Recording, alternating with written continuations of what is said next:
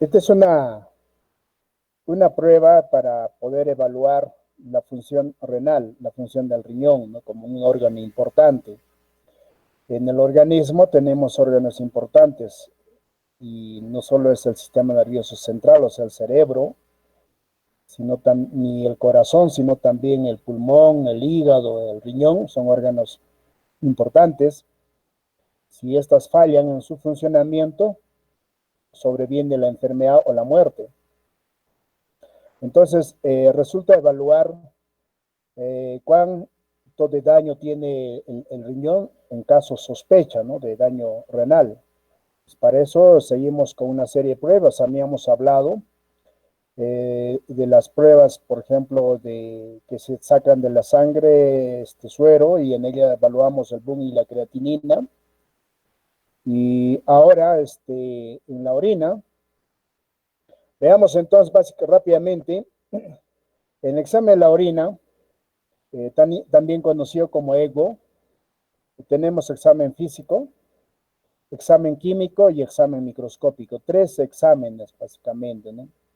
El físico consiste básicamente en medir, determinar la cantidad de orina, o sea, el volumen, ¿no? Así como el color de la orina, el olor de la orina, densidad o gravedad específica. Esos parámetros corresponden al examen físico de la orina. En cambio, en el examen químico básicamente determinamos el pH, si es ácido o es álcali. Determinamos los niveles de glucosa. El único carbohidrato que quizás vamos a medir a nivel de la orina, glucosa. Cuerpos cetónicos o cetonas. Igualmente la bilirrubina, un compuesto del cual hemos hablado bastante, se acordarán. Urobilinógeno, igualmente, esto es un producto prácticamente de la degradación de la bilirrubina, en este caso la bilirrubina conjugada, ¿no? ¿Se acordarán? Luego, en el examen químico también podemos determinar la presencia de sangre, hemoglobina o mioglobina, proteínas. En el examen microscópico determinamos todas las células, principalmente aquellas que provienen, pues, de los conductos urinarios, que si éstas sufren alguna infección, un proceso inflamatorio, se descaman las células. Algunas pueden ser independientes, otras pueden formar estructuras como más o menos como túbulos, y en fin, ¿no? O sea, podríamos observar varias formas de las células que pertenecen al individuo, o sea, enfermo, o sea, al paciente, ¿no? Y provienen de las vías urinarias.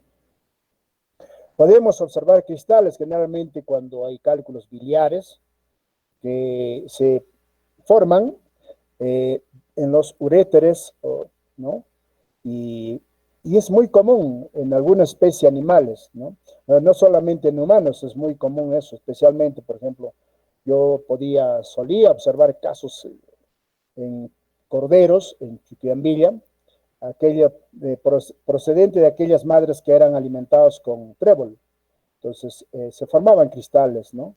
Y los corderos recién nacidos que empezaban a comer y al poco tiempo formaban cálculos, ¿no?, renales, y en el examen de la orina podíamos observar los cristales, ¿no?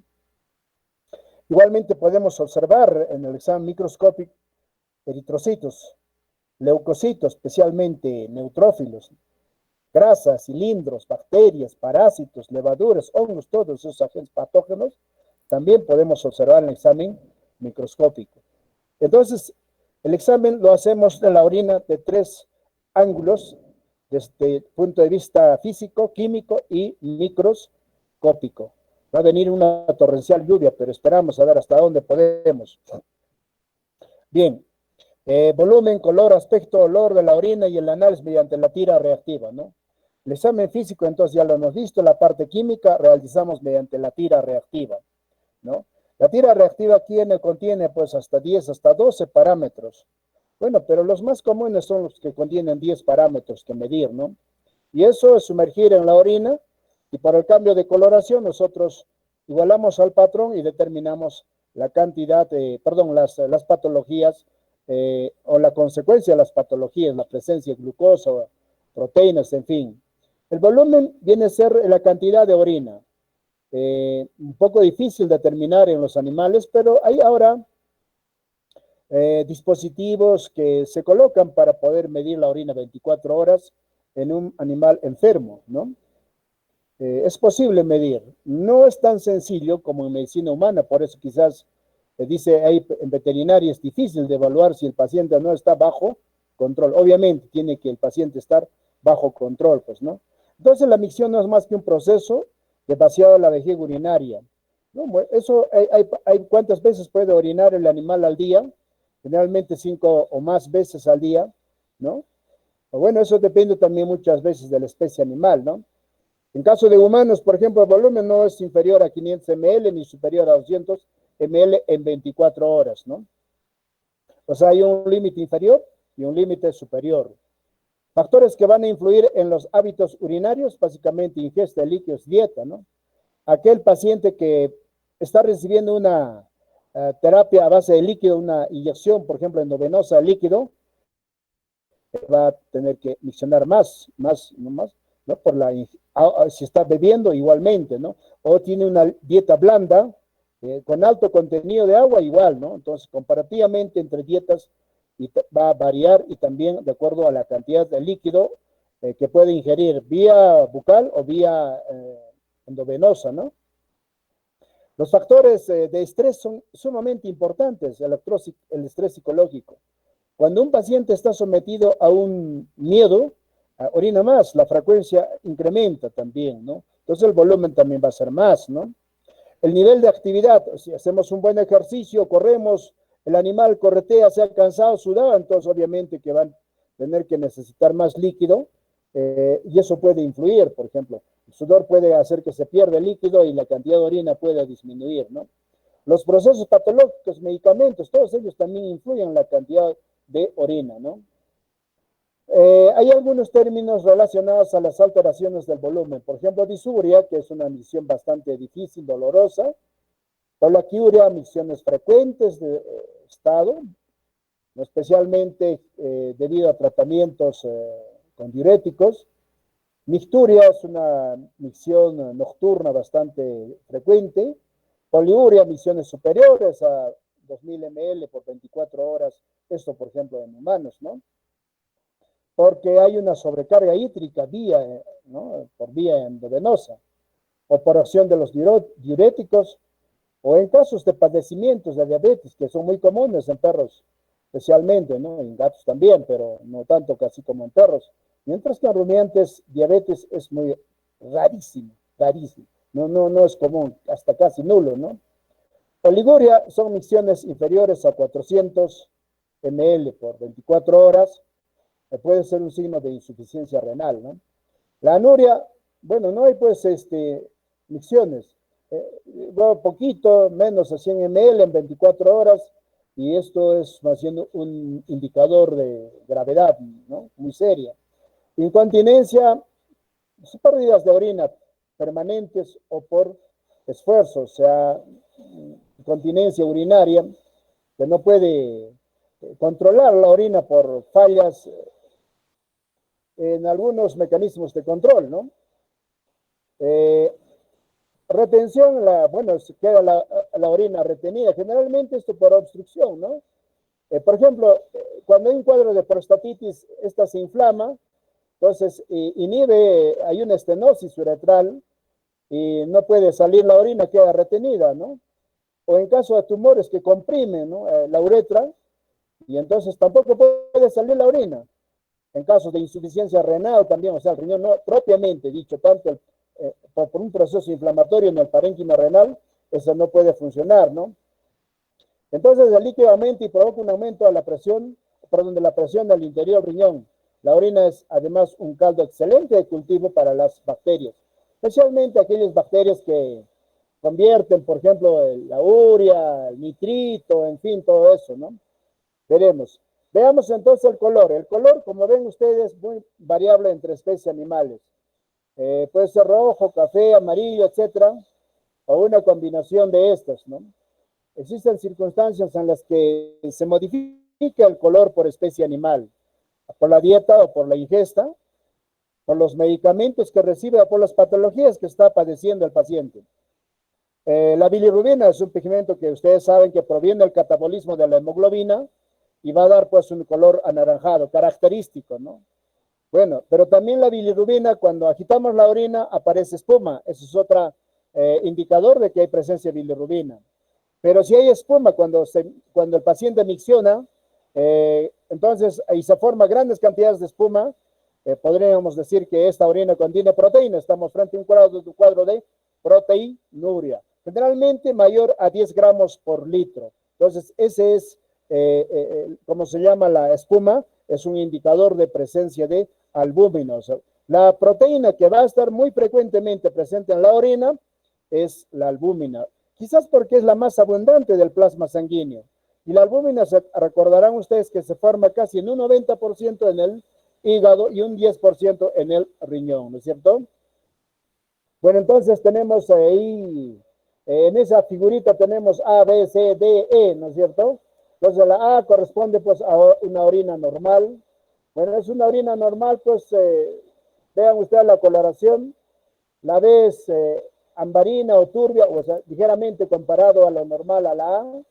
Histérica la C, ya es amarillenta porque contiene un pigmento, pues la bilirrubina. O puede ser un color rojizo, ¿no? O parduzco.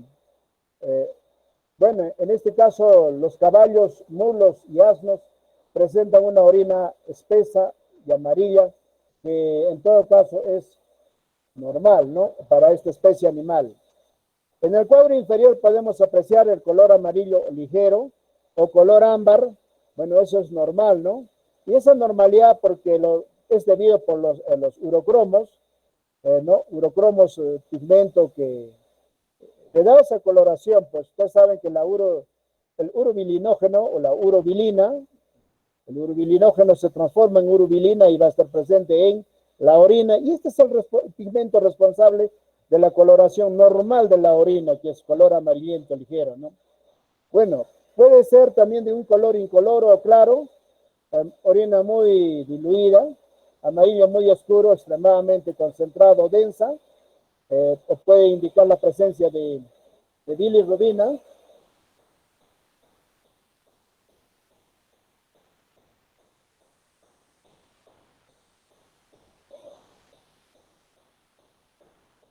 Rojo café es indicador de hematuria, hemoglobinuria o mioglobinuria. Un color verde generalmente indicador de la presencia de bilirrubina. Color lechoso va a ser indicador de presencia de pus, y la presencia de pus en la orina se conoce como piuria, ¿no?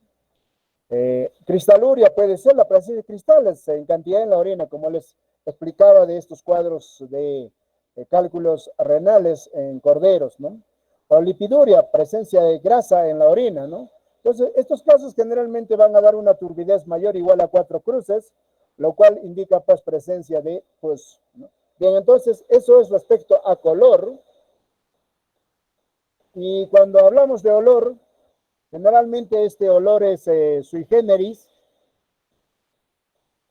depende mucho de la especie animales. En caso de herbívoros es aromático, en carnívoros huele a caldo de carne, pero en perros es acre y picante, y en gatos fuerte y repugnante, ¿no? El olor también depende de la dieta, depende de la edad y ciertos estados hormonales, como por ejemplo ocurre en casos de el zorrino, por ejemplo, ¿no? El zorrino tiene una orina que cuando nos llega, pues demora días, semanas, hasta meses, ¿no? Para desaparecer ese olor. Es tan penetrante, ¿no? El olor patológico generalmente es aquello que es amoniacal, un olor amoníaco. Se asocia con la presencia de bacterias que tienen ureasas. Y ureasas ustedes saben que son enzimas, ureasa, asa, y seguramente el sustrato es urea, porque de ahí viene pues asa, ¿no? El sustrato más la terminación asa, ¿no? Entonces, la ureasa van a actuar sobre la urea y desoblar en amoníaco, y por eso el olor amoniacal de la orina, ¿no? ¿Cómo ocurren las infecciones de las vías urinarias? El olor amoniacal indica también, en todo caso, la inflamación de vías urinarias, ¿no? O mejor dicho, vamos a decir que indica inflamación de las vías urinarias. Si es pútrido, revela destrucción de tejidos o presencia de bacterias en la orina. Cuando están presentes los cuerpos cetónicos del cual vamos a hablar mañana cuando hablemos sobre enfermedades metabólicas, ¿no? El olor es medio dulzón, y en caso de cetosis o diabetes hay olor o acetona o olor a cloroformo, ¿no? Bueno, la orina envejecida generalmente tiene un olor amoniacal. Esto como una regla general para todas las especies animales, ¿no? Porque las enzimas, las ureasas de las bacterias, van a tener que desdoblar a la urea en amoníaco, y de ahí viene el olor amoniacal, ¿no? La transparencia o aspecto básicamente se refiere pues a la turbidez, ¿no? Se reporta como clara o ligeramente turbia o opaca, ¿no? La orina normal es muy clara o ligeramente turbia. El exceso de turbidez resulta de la presencia de partículas suspendidas en la orina. La causa puede ser determinada evaluando el sedimento urinario por medio del microscopio. Bueno, ¿cuáles podrían ser esas causas? Pues aumento de células como los eritrocitos, leucocitos, las células epiteliales que provienen, por ejemplo, del tracto urinario y que son resultado de la descamación debido a un proceso inflamatorio. Numerosos cristales que pueden estar presentes, las bacterias, lipiduria, moco, especialmente en caso de caballo, o presencia de semen también en algunos casos, o contaminación fecal, le podrían dar esa turbidez, ¿no? El grado de turbidez se expresa por cruces. Turbidez mayor o igual a 4 cruces significa siempre presencia de pus, ¿no? Aparecen orinas muy espumosas en proteinurias e incluso coagulada cuando la concentración de proteínas es mayor a la cantidad de 10 gramos por litro, ¿no? Puede ser lechosa debido a lipuria o quiluria, se disuelve con el éter, o turbia blanquecina debido a hiperoxalurias, ¿no? Bueno, otro parámetro que nos interesa es precisamente la densidad o gravedad específica de la orina. Bueno, aquí hay dos métodos para medir esa densidad. Uno, la que estamos viendo en el lado derecho, ¿no? Utilizando un aparatito que en este caso se llama urinómetro. Es como el lactodensímetro que muchos conocen, ¿no? Lo sometemos a la leche y medimos la densidad de la leche para conocer si es aguada o no es aguada, o se ha agregado elementos sólidos a la leche, o sea, el fraude, ¿no? Igual, en el caso de la orina, en un recipiente colocamos la orina y introducimos el urinómetro y bueno, va a flotar y este tiene graduaciones y ahí determinamos pues la densidad de la orina. Pues si tiene muchos sólidos, pues que está lo normal o está muy, contiene pocos sólidos, mucho líquido, ¿no? Para eso nos ayuda grandemente, ¿no? El otro procedimiento para poder estimar la gravedad es la refractometría. Utilizamos ahí una figura en la parte central, ven ustedes un refractómetro de uso veterinario y bueno, colocamos simplemente una gota de orina y bueno, y nos vamos a llevar a un lector, un refractor a la luz, la densidad de las partículas de la orina, determina la dirección del rayo de luz, bueno, se traduce al índice refractorio para dar el resultado de la densidad. Entonces, básicamente, la densidad depende pues del número y tamaño de las partículas que están presentes en la orina y sirve para poder evaluar la capacidad que tienen los túbulos renales para concentrar o para poder diluir la orina. Según la hidratación del paciente, cuanto menor es la cantidad de líquido ingerido, mayor es la densidad. Bueno, entonces eso es importante, ¿no? La medición de la densidad de la orina es muy parecido entonces al del agua. Bueno, podemos interpretar, ¿no? La densidad del filtrado glomerular de 1.007 hasta 1.013. Bueno, ese es un punto isotenúrico, pero si hay sobrehidratación, la densidad será inferior. A eso llamamos hipostenuria. Es decir, cercano al peso del agua, ¿no? Debido a una disminución en la reabsorción de agua a nivel tubular. Y ustedes saben que el túbulo proximal, túbulo distal, las son dos clases de túbulos a ese nivel. O sea, después del filtrar de los glomérulos, ¿no? Si la densidad es mayor a 1.030 en perros o en gatos 1.035 o 1.025 en cada especie, se clasifica como una azotemia prerrenal, antes del riñón, ¿no? Postrenal es después de que ocurrió la filtración en el glomérulo renal, ¿no? Entonces, o también puede deberse a un estado de hemoconcentración, ¿no? En la B nos dice en hidratación en animales sanos o deshidratación en animales sanos, ¿no? La densidad no se segrega y los riñones se eliminan mucho agua. Este trastorno se denomina diabetes insípida. Entonces tenemos nosotros dos tipos de diabetes, uno diabetes mellitus y el otro diabetes insípido por agua, ¿no? Si permanece fija 1.010 se sospecha de enfermedad renal, los riñones han perdido la capacidad de concentrar la orina. Oscila siempre, ¿no? Alrededor de esta cifra porque es la cifra que indica pues la densidad del plasma, el plasma. Entonces, eso, bueno, hasta ahí entonces todo lo que se refiere a la evaluación o el examen físico. Ahora vamos a ver el examen químico. En este caso, la orina, el examen químico la podemos nosotros realizar de la orina, estamos hablando, utilizando las tiras reactivas. Las tiras reactivas inicialmente fueron para uso exclusivo de los humanos, para evaluar la orina de los humanos, pero ahora se ha ampliado su uso para animales. No hay mucha variación, es igual, ¿no?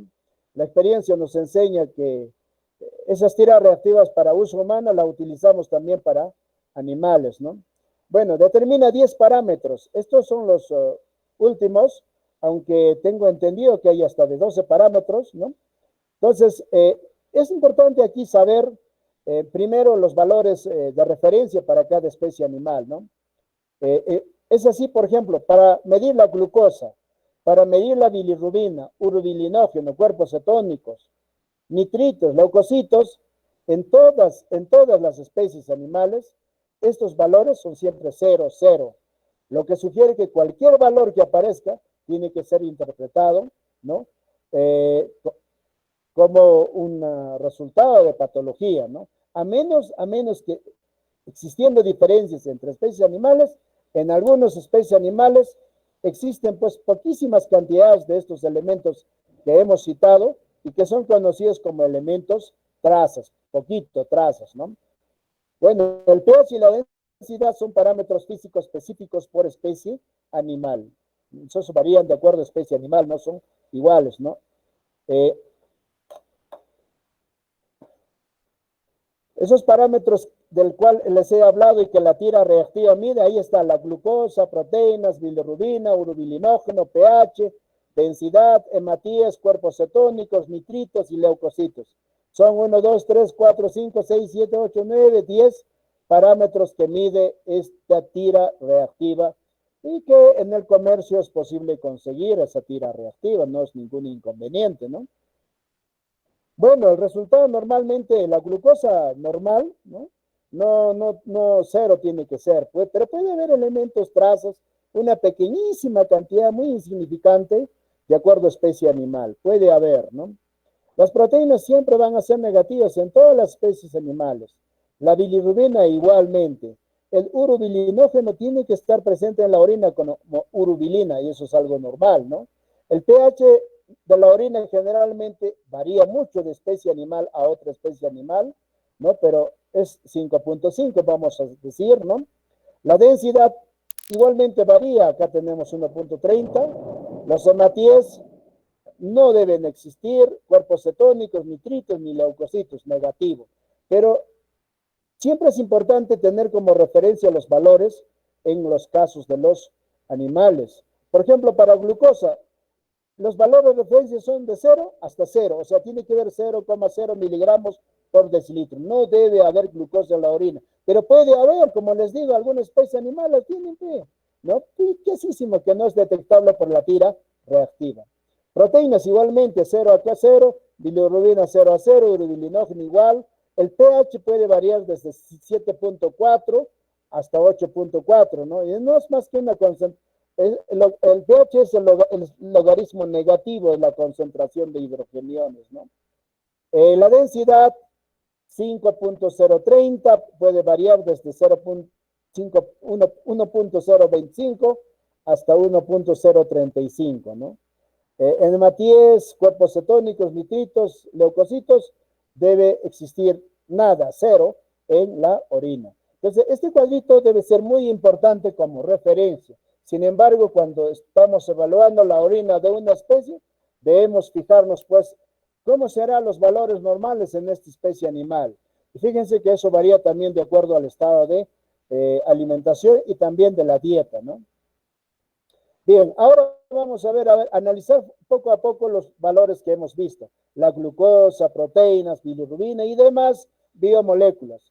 La glucosa, por ejemplo, comentando y analizando un poco detenidamente, vamos a decir que es el único carbohidrato que la tira reactiva va a tener que detectar en una cantidad de 20 a 50 miligramos por decilitro.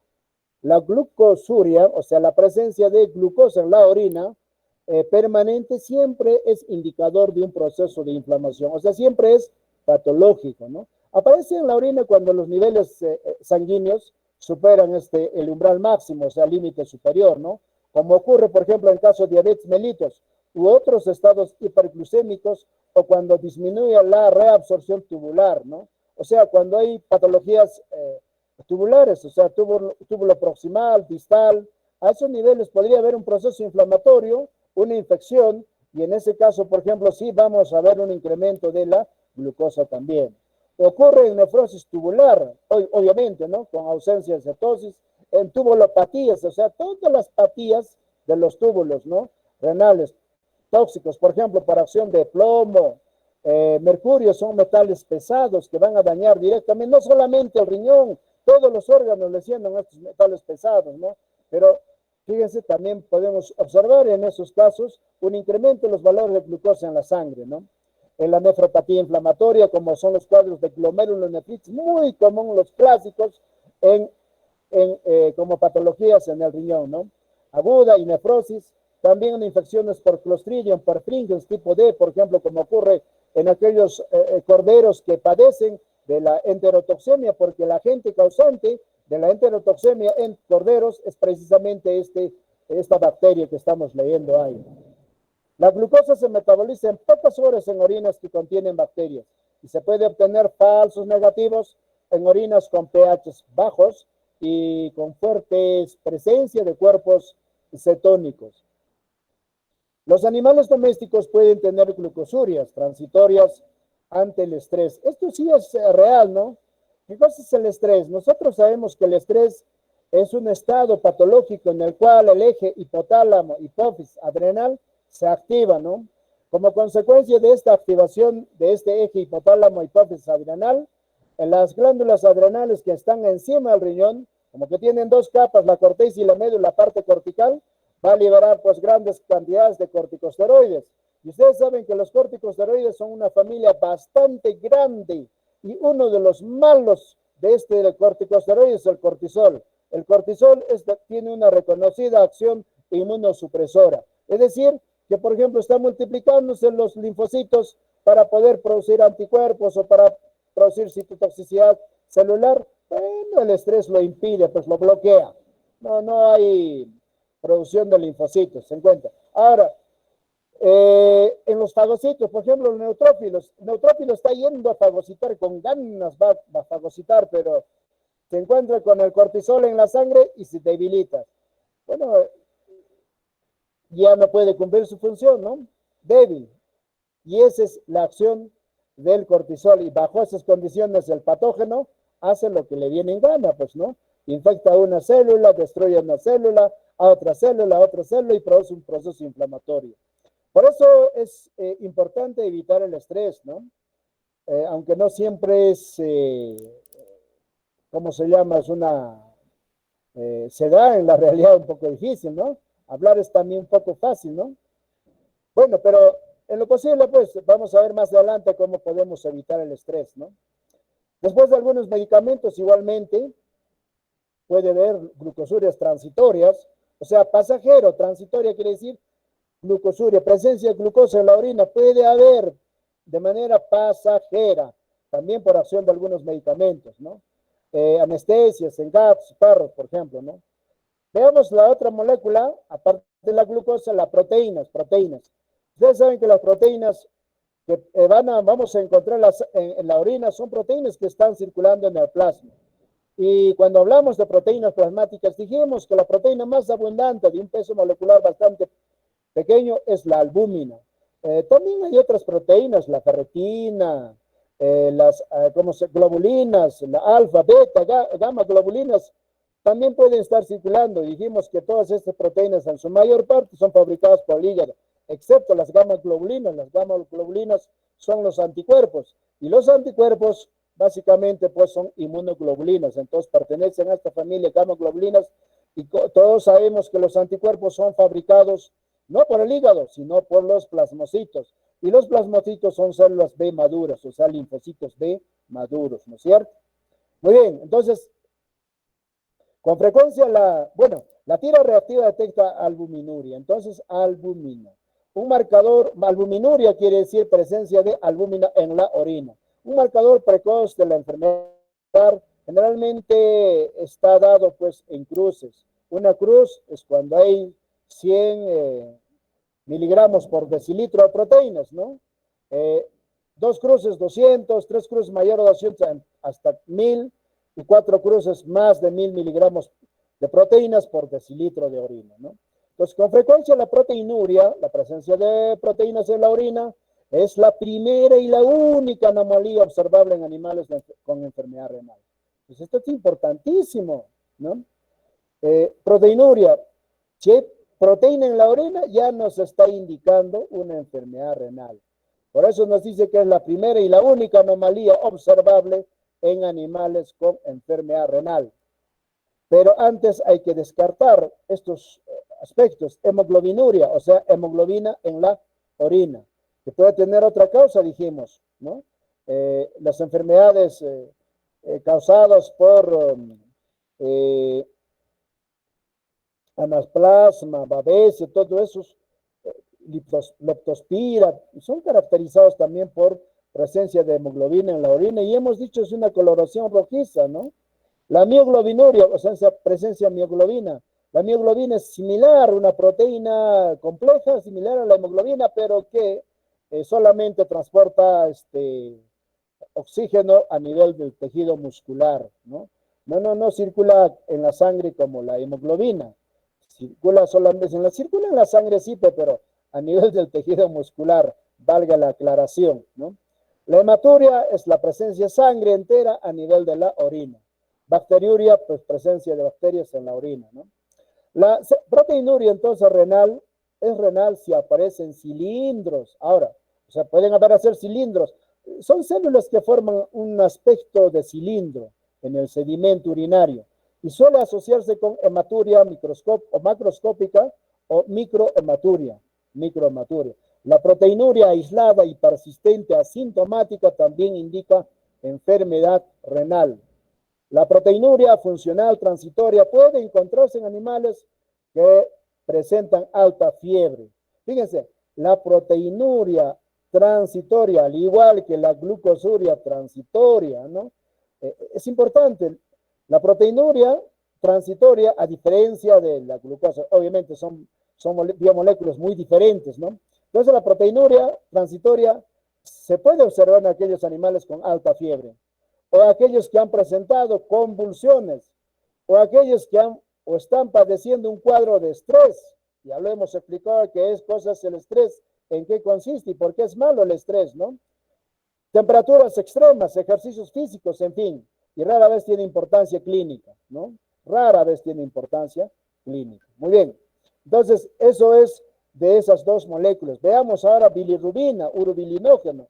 La bilirrubina hemos hablado mucho, bastante hemos dicho, ¿no? La bilirrubina no conjugada, que va hacia el hígado, transportada por la albúmina, luego en el hígado, a nivel de los hepatocitos, se conjuga con el ácido glucurónico, hemos hablado bastante, y luego ya alguna vez conjugado, pues se llama bilirrubina conjugada.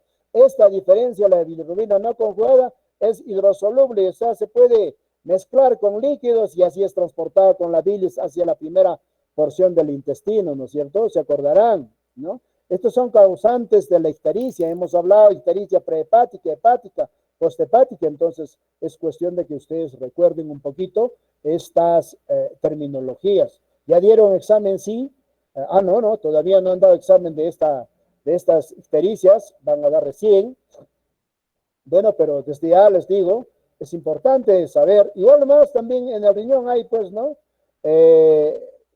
Algunos biomoléculas que se producen antes de que ingrese al riñón, otros durante o en pleno riñón y otros después del riñón, ¿no? Entonces hay pre-renal, renal y post-renal, ¿no? Bueno, entonces la bilirrubina tiene una sensibilidad de 0,02 hasta 0,1 miligramos por decilitro, que la tira reactiva puede reconocer. En la orina implica aumento de la bilirrubina directa sérica y excluye pues la hemolicina como causa. La hemólisis como causa, ¿no? Y ustedes saben que la hemólisis no es más que destrucción de los glóbulos rojos. A menudo precede una ictericia clínica, puede producirse con o sin ictericia o en el estadio precoz de la hepatitis. La hepatitis, como todos ustedes saben, es un proceso inflamatorio del hígado. En perros y gatos se acepta un valor de bilirrubina, fíjense, de una cruz, 0.0025 miligramos por decilitro en animales sanos. Puede encontrarse bilirrubina. Por eso les decía, nada es absoluto, todo relativo. Puede haber en alguna especie de animales una variación de, ¿no? Hemos dicho que bilirrubina debe ser 0,00 en la orina, pero estamos viendo que en perros sanos podríamos encontrar una cruz, 0,0025 miligramos, y esto es normal. Ahora, todo relativo y nada es absoluto. Hemos visto, pues, inclusive la glucosa, que puede estar presente de manera transitoria, así como la proteína de manera transitoria, ¿se dan cuenta? O sea, eso tenemos que también tomar muy en cuenta, ¿no? En caso de bovinos, solo da positivo cuando la concentración es muy alta, porque la concentración de bilirrubina en la sangre y orina es menor que en otras especies animales, por tanto resultan negativos, pues, o resultados negativos no excluyen enfermedades hepáticas o de las vías biliares. Igual sucede en caso de porcinos, ¿no?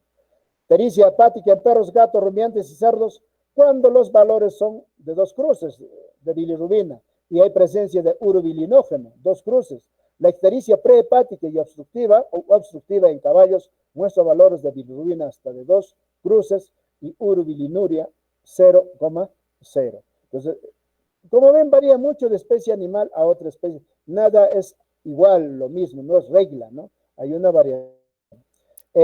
Bueno, la bilirrubina hemos hablado bastante y yo creo que es razonable que recuerden cómo se fabrica la bilirrubina, de dónde proviene la bilirrubina. El urobilinógeno.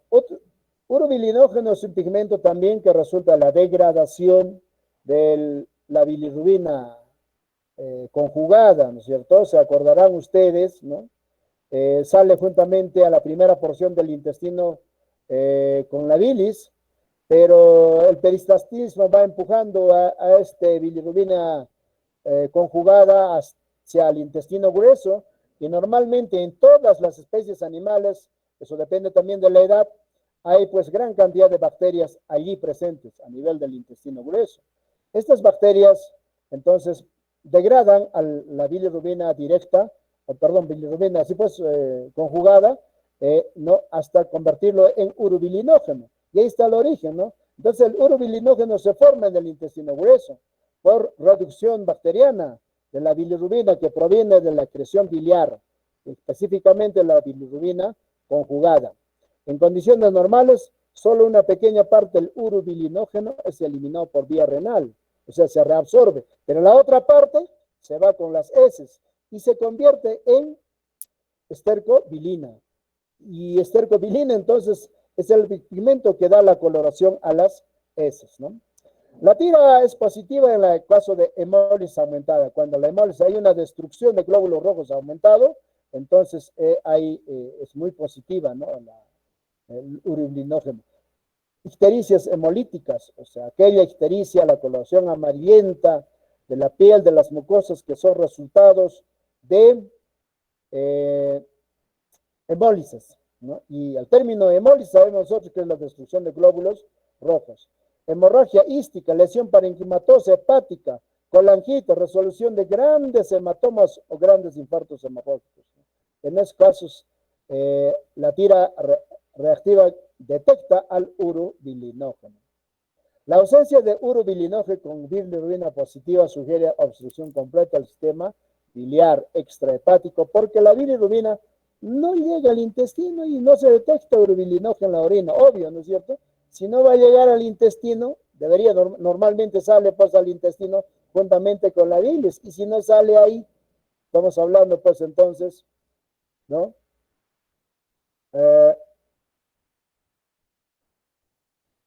De ausencia de, ¿cómo se llama? De urobilinógeno, ¿no? Bueno, ¿qué más nos dice ahí? El daño de la flora intestinal por sobredosis de antibióticos. Los antibióticos pues tienen efectos también de matar a la flora, a la biota, que dicen ahora el nombre común, ¿no? Biota. La cantidad de microbios que viven ahí a ese nivel se llama biota, ¿no?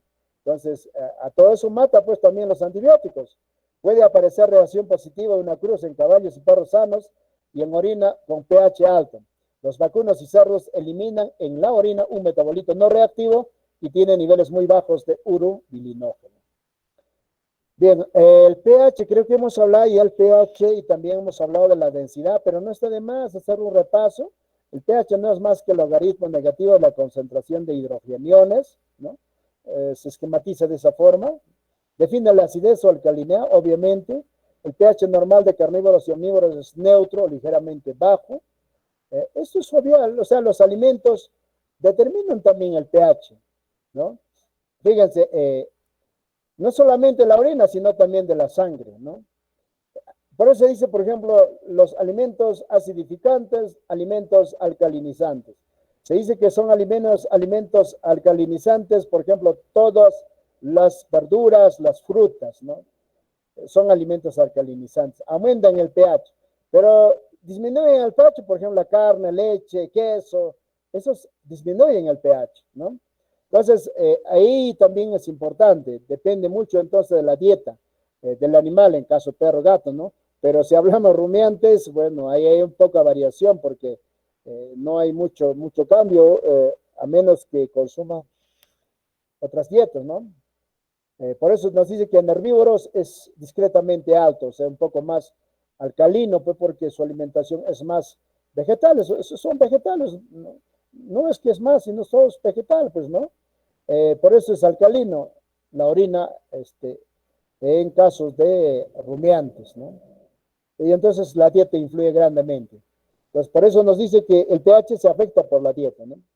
La orina puede tener un pH alto en presencia de gérmenes que descomponen la urea, en la alcalosis respiratoria, en la alcalosis metabólica, por ejemplo, ¿no? Orina de pH bajo cuando la acidosis metabólica, en caso de acidosis metabólica, lo inverso, ¿no? Alcalosis, perdón, si pues alcalosis metabólica, ¿no? Acidosis metabólica.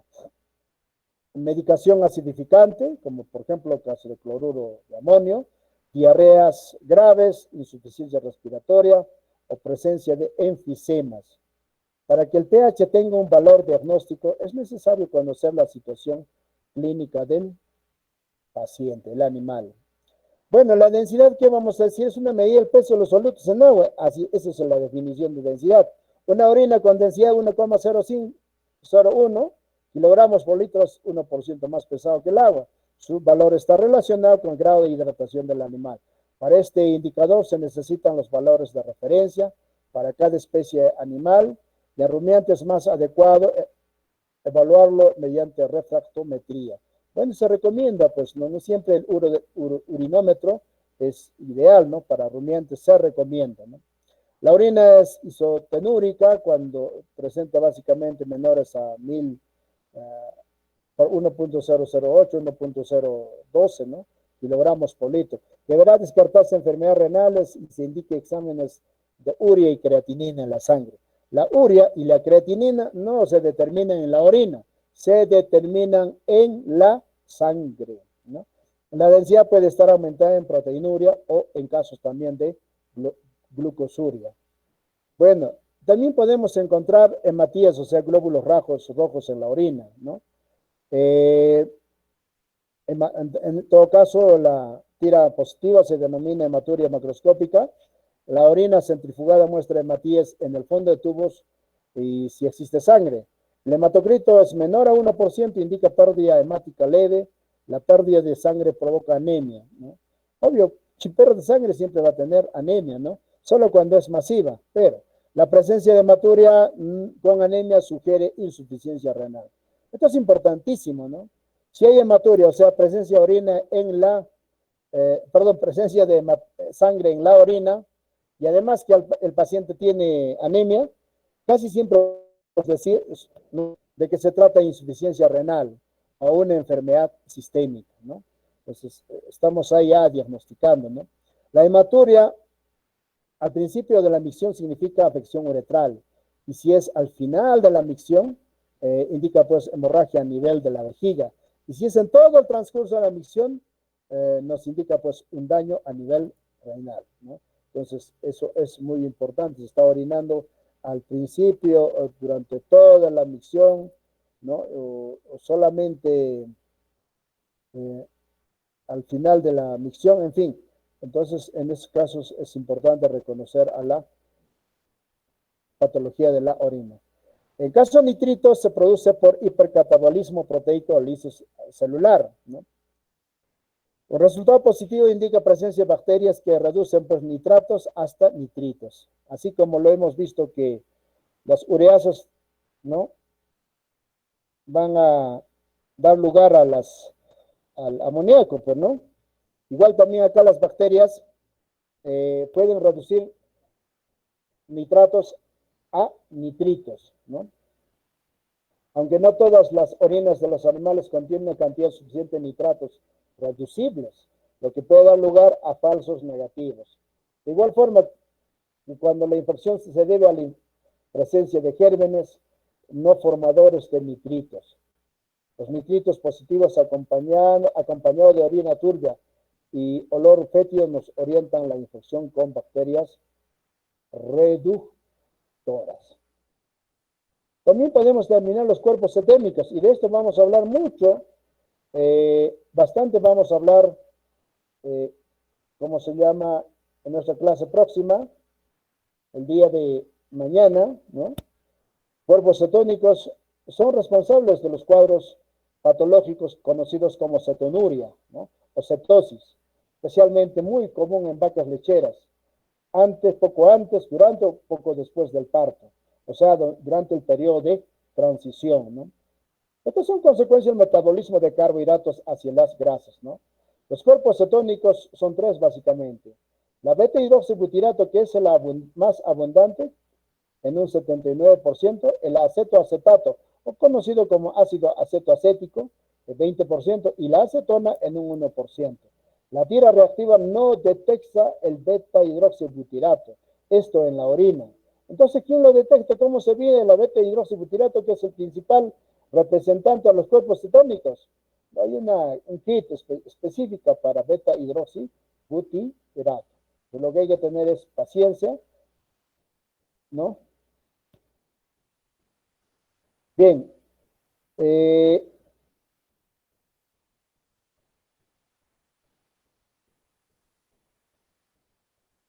En la orina, entonces, ¿qué podemos detectar? Solamente acetona y ácido acetoacético. Esas dos cosas nomás.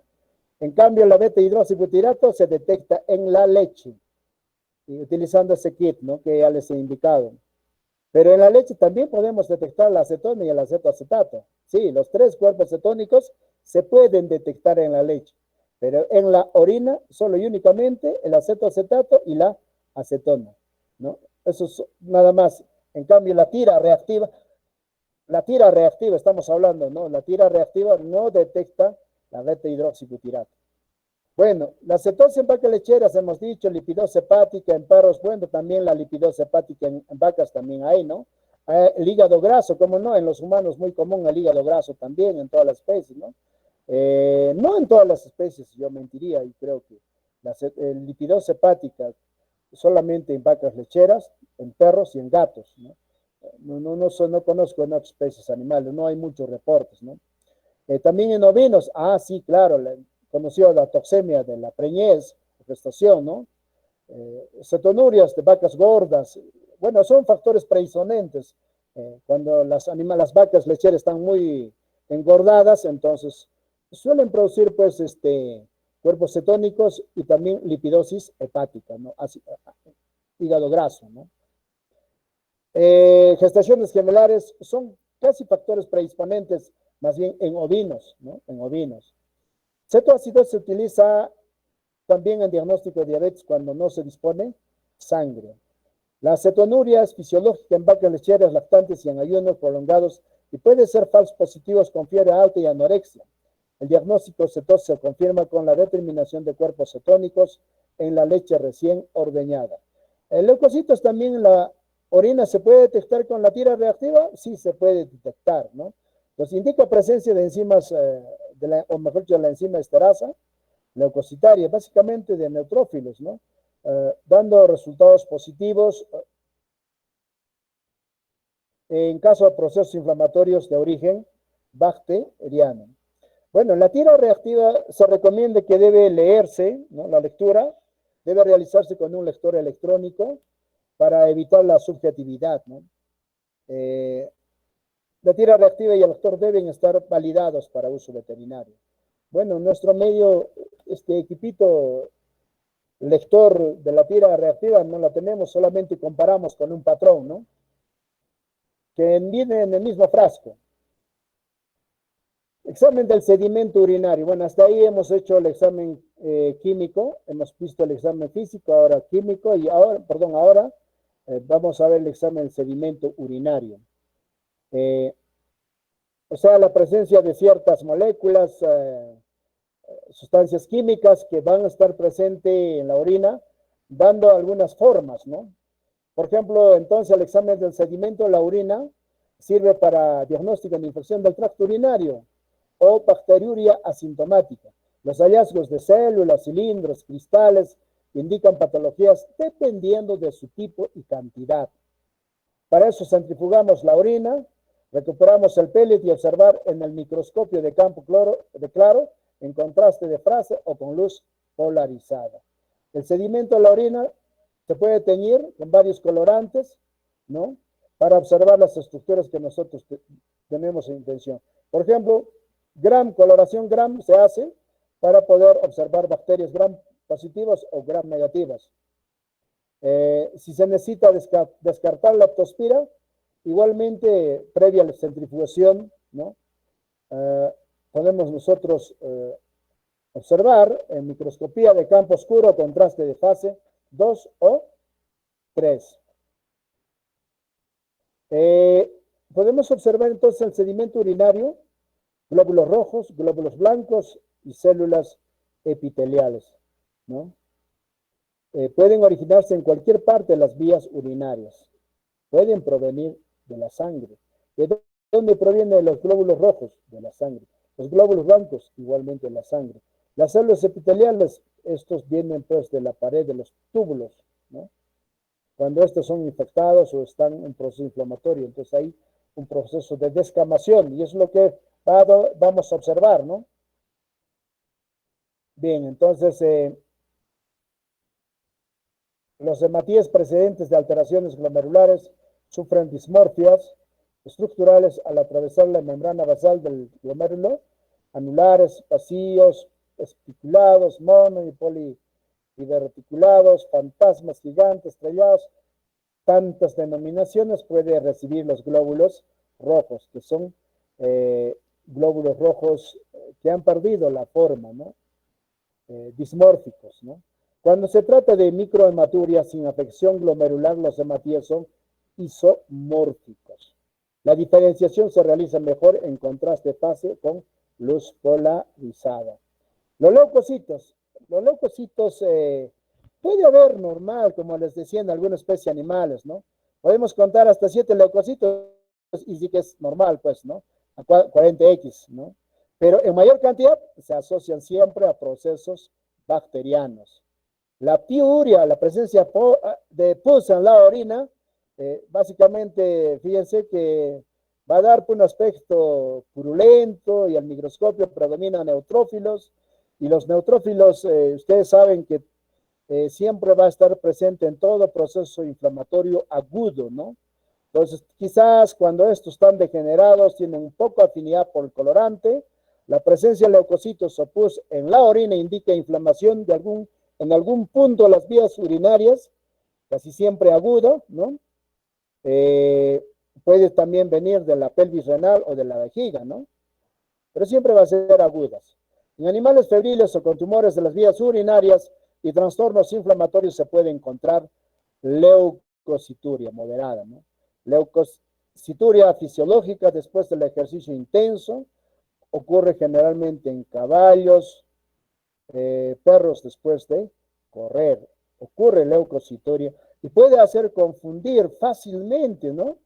Mira, en un caballo que ha hecho un ejercicio, se corrió 10.000 kilómetros, este va a presentar pues leucocituria fisiológica, o sea, leucocitos normales en la orina, y eso tenemos que tener muy en cuenta, que fisiológicamente, después de un ejercicio intenso, los animales pueden presentar, especialmente los caballos y los perros.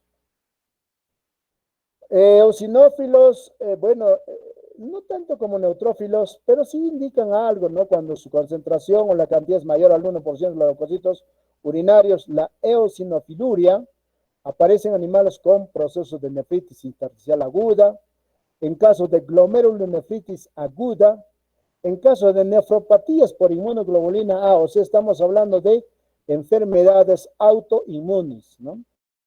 Pielonefritis crónica o en casos de cistitis, ¿no?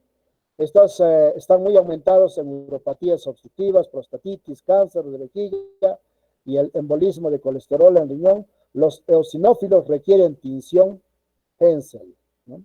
O Hansen. Los histiocitos iguales, usted sabe que los histiocitos son células cebadas y podrían encontrarse en la orina, ¿no? Contienen vacuolas y numerosos gránulos gruesos agrupados alrededor del núcleo. Bueno, siempre son indicadores de un proceso inflamatorio, mecanismos inmunes o destrucción de eritrocitos. Se puede confundir con células del epitelio tubular. Bueno, epitelio tubular, entonces aquí sí hay una diferencia grande de células que provienen de los túbulos, ¿no? Cuando estas células se encuentran incluidas en la matriz de los cilindros, se puede inferir su origen tubular. Cuando están libres en la orina, no se puede hacer ninguna interpretación en cuanto a su origen. Células epiteliales de transición, o también llamados urotelios, ¿no? Revisten las vías urinarias. Su forma tiende a ser piriforme, de forma de pera, ¿no? Redondeada o con prolongaciones en forma de cola. El núcleo es pequeño, oval, redondo, pero sí bien definido. Los cambios reactivos en los urotelios son los responsables de la presencia de células multinucleadas. Las ascariosis, pequeños nucleosis y hiperplasias en la orina, ¿no? Bueno, entre otros. Aquí tenemos las células, seguimos con células del epitelio escamoso, bastante grandes, planas, provienen principalmente pues de la uretra anterior, prepucio y vagina. Los cilindros urinarios tienen forma de cilindros, ¿no? Se originan en túbulos renales, son estructuras celulares organizadas en forma tubo, se denominan cilindros hialinos, granulares, serosos, grasos, epiteliares, se disuelven fácilmente en las orinas alcalinas dependiendo de su composición y cuantía. Presencia de la orina significa pues siempre inflamación o proceso degenerativo del riñón. O sea, la presencia de cilindros urinarios es indicador del síndrome nefrótico agudo, la glomerulonefritis crónica, infección complicada, vías urinarias, vasculitis necrosante, en fin. Células con procesos benignos, o sea, tumores benignos. No son tumores propiamente malignos, pero son benignos, ¿no? Y muestran cambios degenerativos como vacuolización citoplasmática, detritos celulares, cuerpos de inclusión. En cambio, las transformadas tienen pues alteraciones nucleares. La relación núcleo-citoplasma es bastante grande, mayor tamaño, con poca cantidad de citoplasma marcadamente hipercromáticos o presencia de sincitios, entre otros. Podemos encontrar la presencia de bacterias in situ, cocos, cocobacilos o bacilos, ¿no? Específicas a cada especie animal, otros no. Muchas urobacterias no tienen afinidad por Gram, ¿no? Eso es una gran verdad también, ¿no? Y fragmentos de tejidos, fragmentos de papilas renales, es tejido de microcha.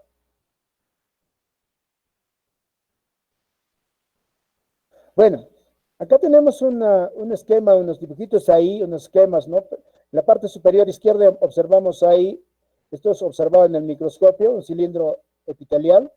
Son células epiteliales que dan una apariencia de un cilindro, por eso se llaman células epiteliales. En la parte central observamos células planas, ¿no? Son epitelios planos, ¿no? Producto de la descamación de los túbulos, ¿no? Y en la parte derecha superior, epitelios de transición, ¿no? No tiene una forma definida, ¿no? En la parte central de izquierda tenemos los piocitos, ¿no? En la parte central tenemos epitelios y mucus, característico. Los leucocitos en la parte central derecha, ¿no? También hay presencia de muco, pero alrededor hay bastantes neutrófilos, ¿no?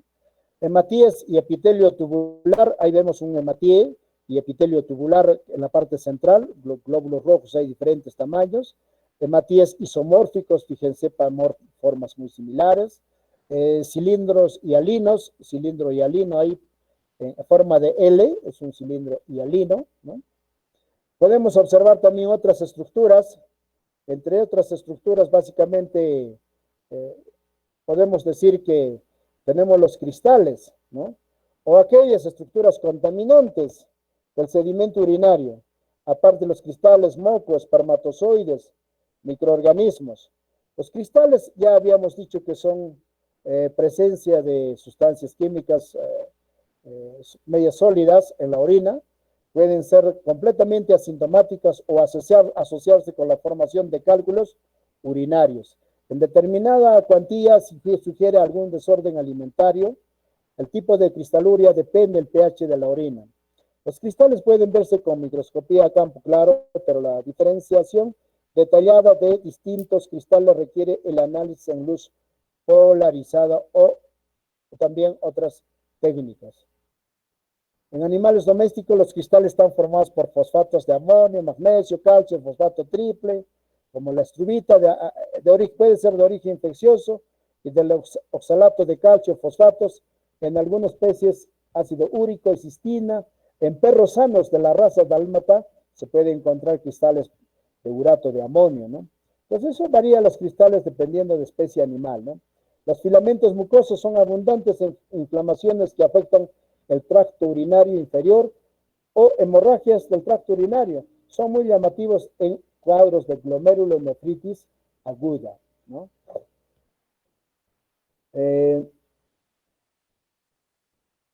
Podemos encontrar pigmentos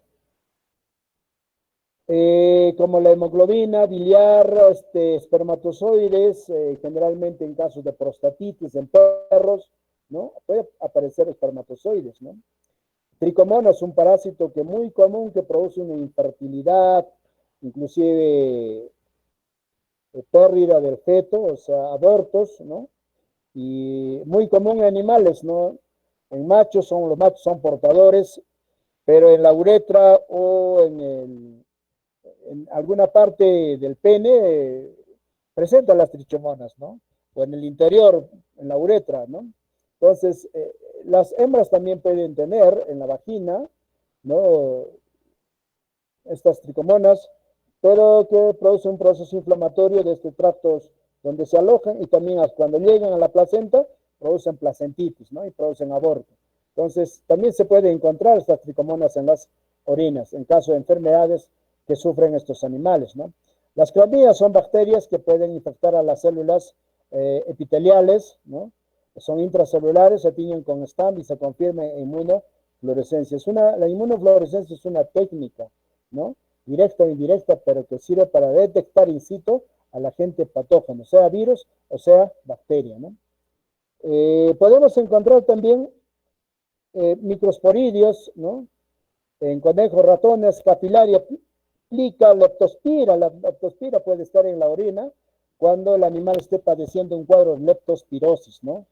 Y acuérdense que la leptospira no es común en nuestro medio, pero sí en la costa, en la selva, en los valles interandinos. Aquí podemos apreciar nosotros un espermatozoide ¿no? O varios espermatozoides en esta figurita izquierda, superior izquierda, ¿no? De esa fotografía, en la cabeza y con su cola, ¿no? En la parte central observamos leptospiras, una gran cantidad de leptospiras, ¿no? Esto es esta es una orina de un animal padeciendo leptospirosis, ¿no? Candida albicans, fíjense, también podemos encontrar el encefalitosón, ¿no? Tricomonas y otras formaciones que hemos comentado, ¿no? Finalmente iremos a los cultivos de orina. Cultivo de orina.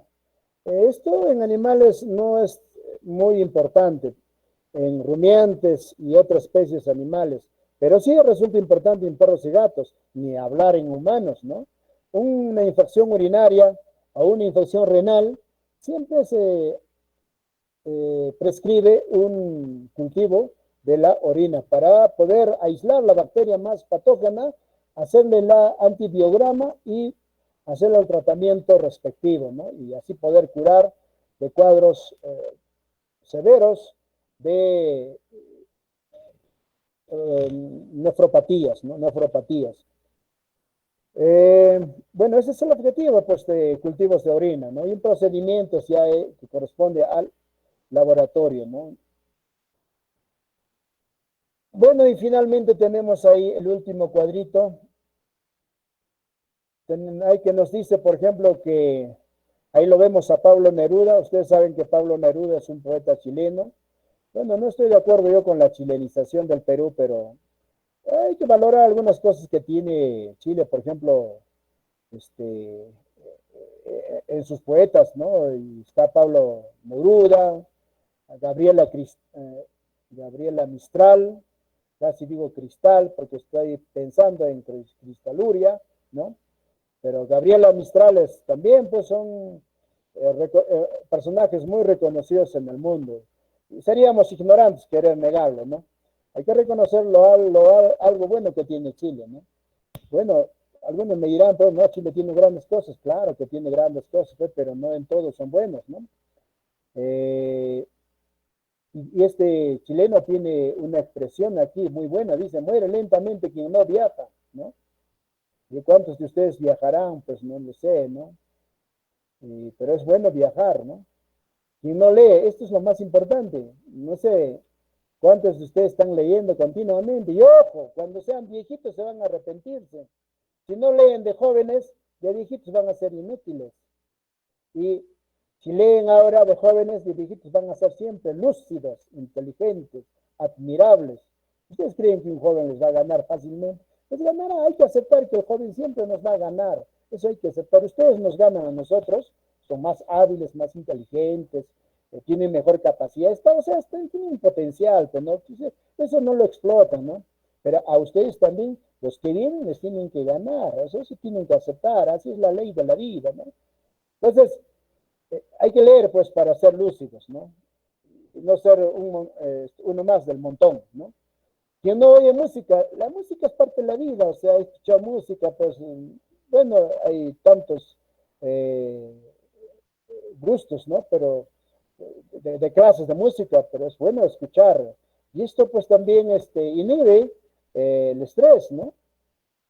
Bueno, y otro aspecto más importante que no encuentra gracia en sí mismo. O sea, tenemos que querernos, pues, somos como somos y no nos parecemos a nadie, pues, ¿no?